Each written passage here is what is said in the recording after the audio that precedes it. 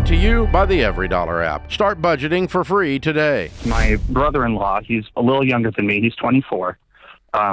He's a pretty successful guy, crazy hard worker. But he's starting to get caught up in a peer-to-peer lending program that unfortunately another family friend is talking him into. I know I can't, just kind of be like, this is stupid and end it at that. Do you guys have any advice? How do I talk to him about this? Because he's trying to make sure it's legit, but he's also just keeps getting further into it. So, Well, the only way you can convince someone is to the extent of the quality of your relationship with them. So if you have a deeper relationship with him than this family friend, then you've got the ability to get between them. But if you have a casual relationship with him that's about equal to the family friend, you're probably not going to be successful at this.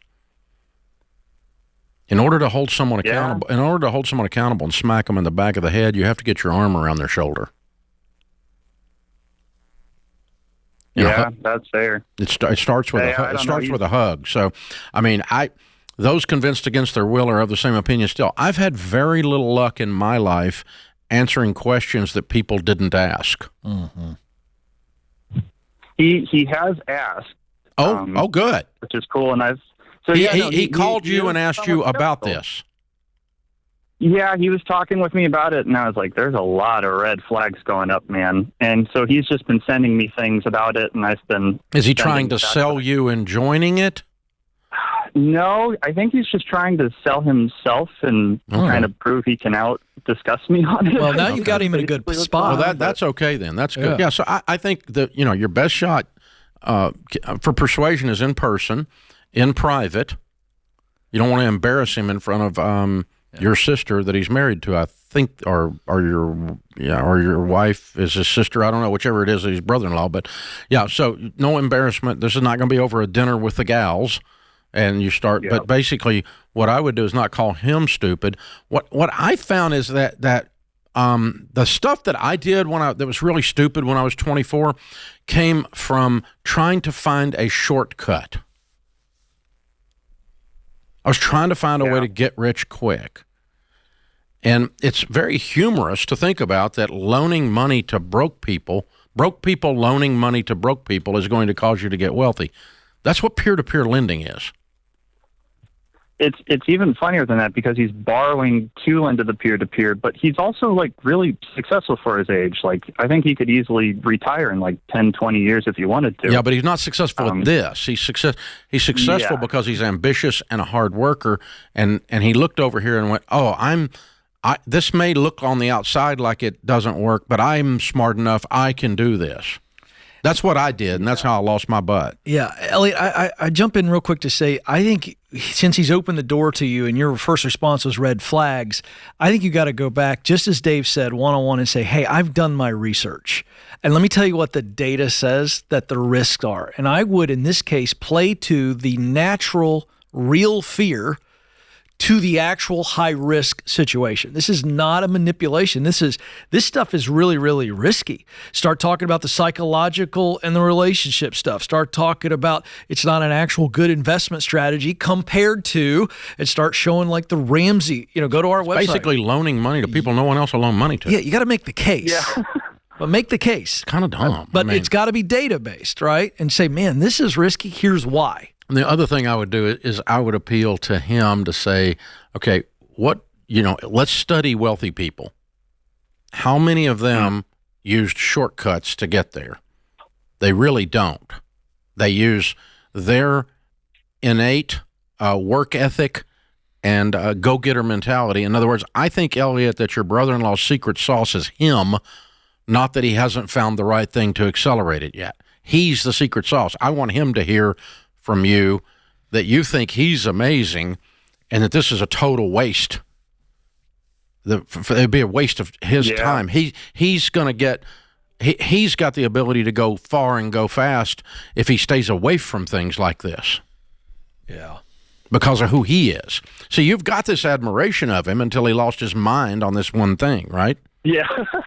Yeah, pretty much. I'm looking at him like, man, you've been doing so well up to this. I would say that over and over and over again. His secret sauce, I've his been- secret sauce is him. He's the secret sauce. It's not that he needs to find some, the multi-level people all go, you need to find a vehicle. No, you don't. You're the vehicle. I need to find a system. No, you don't. You're the system. Live on less than you make and save money. Work your butt off. That's the system. And that's the one that the wealthy people use. They don't go, oh, I found a Bitcoin. There we look at that. It made it easy.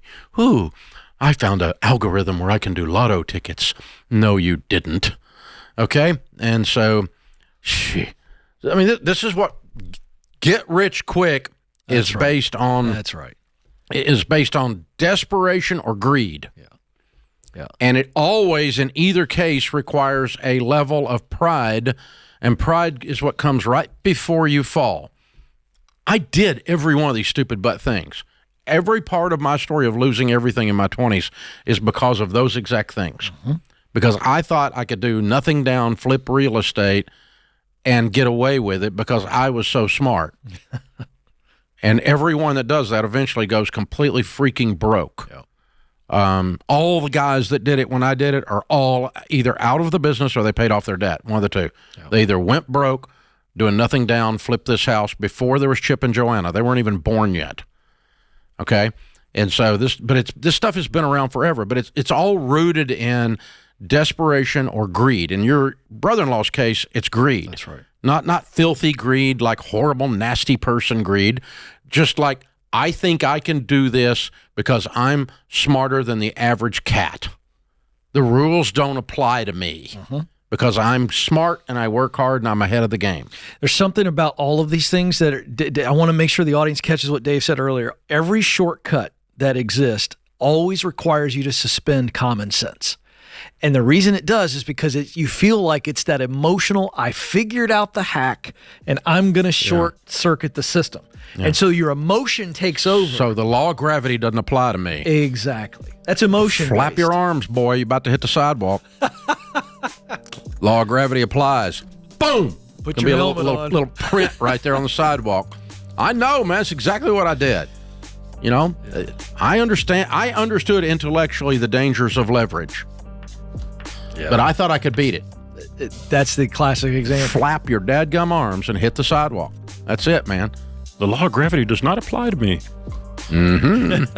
This is the Ramsey Show. Create your free every dollar budget today, the simplest way to budget for your life.